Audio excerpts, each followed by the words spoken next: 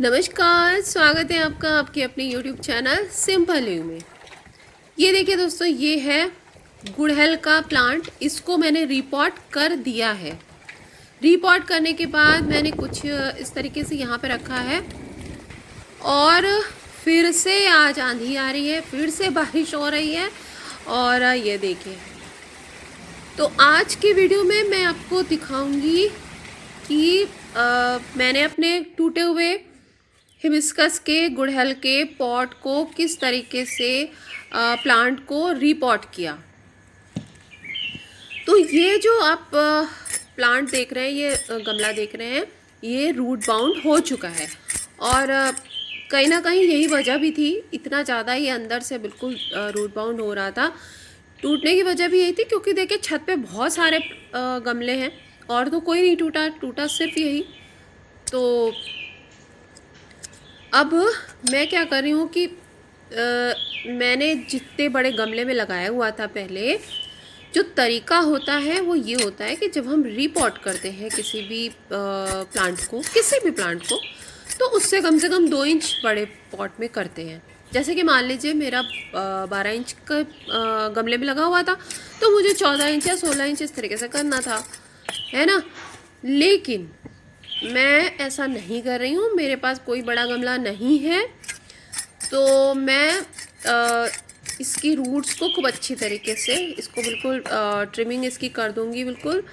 और ये जो मेरा गुड़हल का प्लांट है ना, ये वैसे भी 4-5 साल पुराना है, 5 साल पुराना है, और मैं एक बार रिपोर्ट इसको कर चुकी हूँ तब। और अब मैं इसकी रूट्स को खूब अच्छी तरीके से ट्रिमिंग करने के बाद मैं सेम साइज़ के ही गमले में लगा रही हूँ, क्योंकि मेरे पास बड़ा गमला इस समय नहीं है। और चाहे तो हम लोग किसी और चीज़ में, बाल्टी में, बकेट पे उसमें लगा सकते, पर मैं नहीं लगा रही हूँ, मैं छोटे गमले में लगा रही हूँ। तो अब क्या करना है, ये देखिए मेरा पुराना गमला है। पुराने गमले की मिट्टी मैं हमेशा ऑर्गेनिक फर्टिलाइज़र यूज़ करती हूँ, तो मिट्टी बहुत अच्छी रहती है। अब ये पुराने गमले की मिट्टी ऐसी इसमें रखी हुई थी, मैं इसको पूरा खाली करती हूँ। इसके बाद फिर मैं इसमें जो है लगाऊंगी। और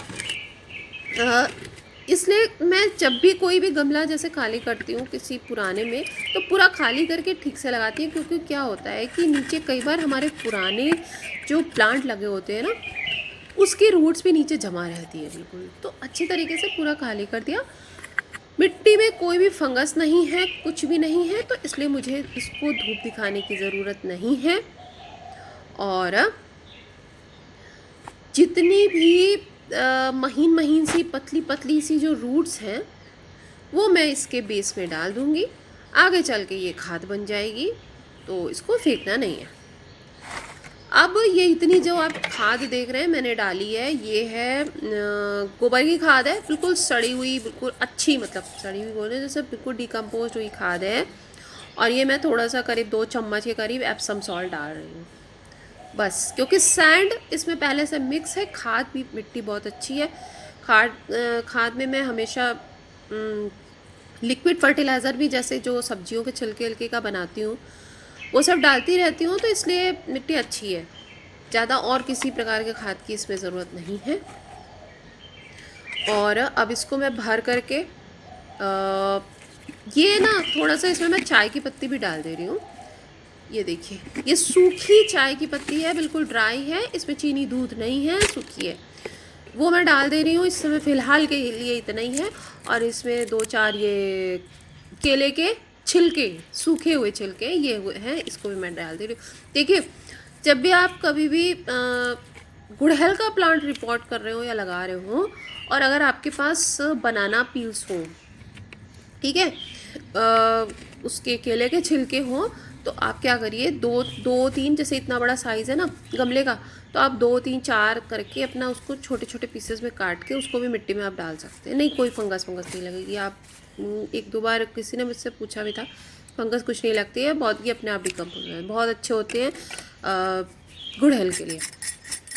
तो इस पर मुझे थोड़ा सा साइज़ जो है इसका बड़ा लग रहा था, अब इसको और काट रही हूँ। इसीलिए मैं, देखिए, एप्सम सॉल्ट जल्दी यूज़ नहीं करती हूँ, लेकिन इतना ज़्यादा इसको मैंने कट किया है, तो अब भाई प्लांट तो बेचारा शॉक में हो गया है ना, तो इसलिए थोड़ा सा इसको शॉक से उबरने के लिए अब एप्सम सॉल्ट मदद करता है।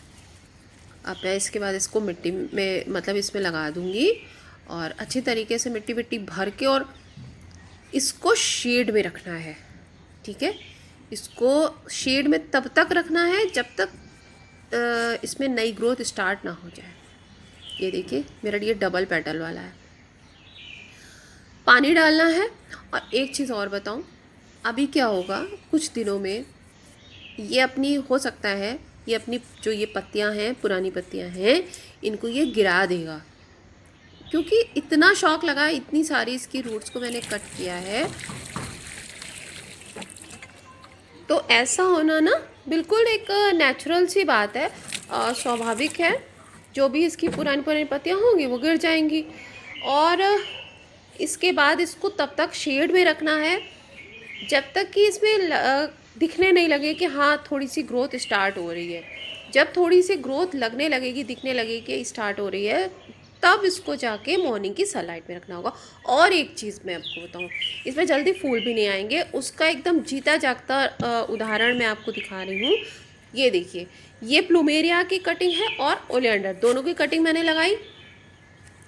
उसको मैंने नहीं रिपोर्ट किया। और ये दोनों प्लांट आप देख रहे हैं प्लूमेरिया के और ये ओलियंडर के, इन चारों जो ये 4 प्लांट्स हैं मैंने इनको रिपोर्ट किया था। तो इसमें तो फूल नहीं आ रहे, और इसमें क्योंकि हम लोग रिपोर्ट जब करते हैं तो जल्दी फूल नहीं आते हैं, वो एक अलग सी बात है, मैं उसके बारे में आपको किसी और टाइम बताऊंगी। तो बस यही है, और इसको शेड में रखना है। और अब चलिए दोस्तों, शाम भी होने वाली है। ये देखिए पूरा पूरा चंद्रमा निकला है। Bye, thank you.